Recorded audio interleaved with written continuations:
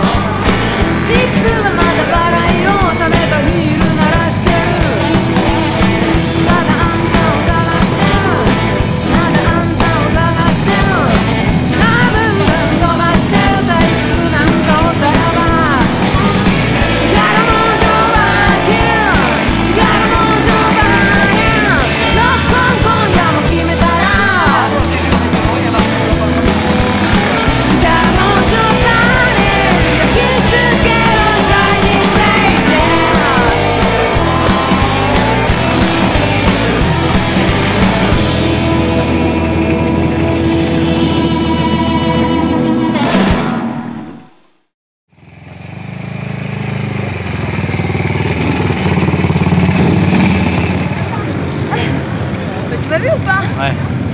Bonjour. Ça a été? Ouais. Ça donne chaud, hein, c'est du sport. C'est bien. Et moi je te prenais sur les freinages et toi sur les axels, quoi. Il y avait un mec à un moment qui était trop là, justement. Oui, j'ai vu. Salut les gars.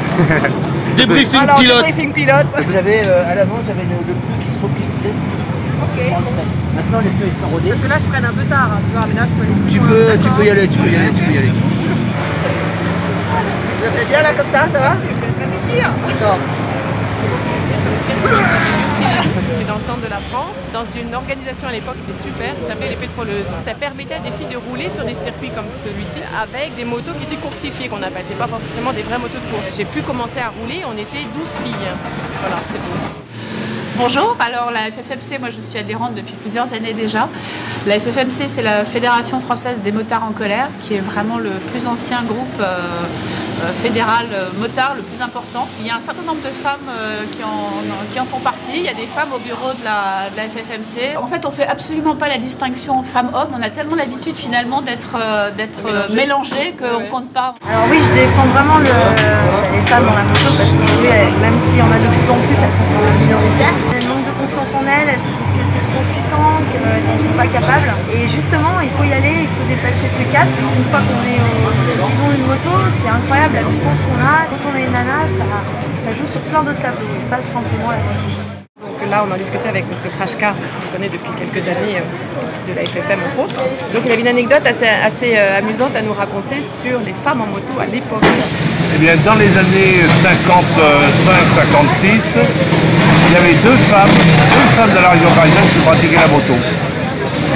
L'une avait une 650 Triomphe et l'autre avait un scooter Rumine Formicino.